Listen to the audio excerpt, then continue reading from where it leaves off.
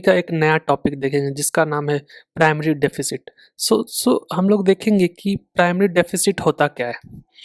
So let me first read the definition. Okay, so it refers to the difference between current fiscal current year fiscal deficit and interest payment on previous borrowing। तो पहले देखते हैं physical deficit क्या है। So here we have 2 points to be noted. Okay, so क्या होता है current year physical deficit?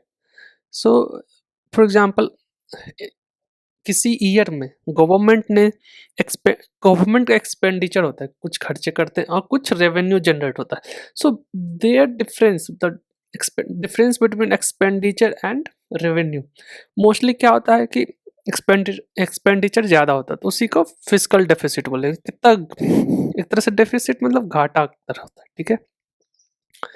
तो सपोज फॉर एग्जांपल इस ईयर 1000 का डेफिसिट हुआ करंट ईयर। ओके, 1000 का डेफिसिट लिख लेते हैं इसका। और दूसरा हुआ कि इंटरेस्ट पेमेंट। अब इंटरेस्ट पेमेंट क्या है? On previous borrowing. सो ऐसा नहीं कि गवर्नमेंट ये ईयर का देख रहा है, पर पहले से गवर्नमेंट ने बहुत सारे लोन और बोरोइंग्स कर रखे होते हैं, तो उसका इंटरेस्ट भी देना होता है, ठीक है। तो फॉर एग्जांपल अभी के लिए देखते हैं, इंटरेस्ट 100 पे किया, तो कुल मिला के इन दोनों का डिफरेंस जो होगा वही प्राइमरी डेफिसिट होगा। देखिए इसको इस तरह से सोचिए। It also shows that how much government expenses other than interest payment can be made through borrowing।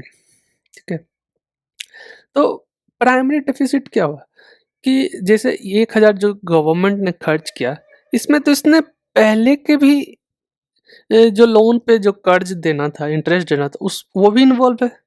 तो एक्चुअल डेफिसिट पता नहीं लग पाएगा इसमें से, ठीक है, कि इस साल एक्चुअल डेफिसिट क्या हुआ। प्राइमरी कोर जो डेफिसिट हुआ ना, जिसको प्राइमरी बोलते हैं, वो इस अमाउंट से पता नहीं लगेंगे फिजिकल डेफिसिट से, क्योंकि इसमें इंक्लूडेड है इंटरेस्ट पेमेंट भी।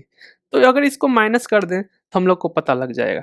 ये इस तरह से आप सोचिए कि कुल मिला के गवर्नमेंट जो पाप हुआ टोटल, एक तरह से पाप ही समझिए, मतलब एक तरह से क्या लॉस में जा रहा था, तब कुल मिला के लॉस इतना हुआ, ठीक है, 1000 का। तो मान लीजिए प्रीवियस गवर्नमेंट का भी कुछ पाप है, उसका लॉस का हर्जाना कौन करेगा? तो इस ये गवर्नमेंट ही करेगा। और ठीक है, तो उसका लॉस का हर्जाना जो प्रीवियस में लोन उठा चुके हैं, उसका लॉस का हर्जाना ये गवर्नमेंट करेगा। पर इसके मेजरमेंट कि मतलब इसने कितना पाप किया इस साल, ये कैसे पता लगेगा? क्योंकि इसमें तो सबका इन्वॉल्व है, पहले के भी लॉस इन्वॉल्व है और इस साल का भी सॉरी इंटरेस्ट, इस साल का भी लॉस इन्वॉल्व। तो इस साल के लॉस को कैसे निकालेंगे कि जब कब कैसे निकालेंगे? जब टोटल में से प्रीवियस लॉस को माइनस करेंगे। तो यही दिख शो करता है प्राइमरी डेफिसिट। ओके, तो अगर गवर्नमेंट हर ईयर बाय ईयर अगर गवर्नमेंट इस प्राइमरी डेफिसिट को डिक्रीज करता है तो बढ़िया है।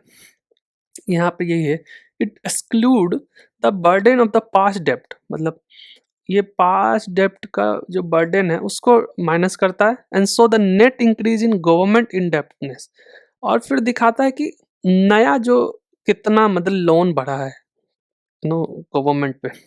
सो अगर इसमें रिडक्शन है, reduction in primary deficit is reflective of government's efforts at bridging the fiscal gap during a financial year। तो कुल मिला के यही कर सकते हैं कि अगर प्राइमरी डेफिसिट घट रहा है तो मतलब गवर्नमेंट कुछ अच्छा कर रही है। ओके, अगर ये बढ़ रहा है तो मतलब गवर्नमेंट और एक्स्ट्रा डेट ले रहा है। अगर घट रहा है तो ये एक तरह से डेट को घटा रहा है, रेवेन्यू ज़्यादा जनरेट कर रहा है, डेट कम ले रहा है। तो प्राइमरी डेफिसिट यही शो करता है। Thank you.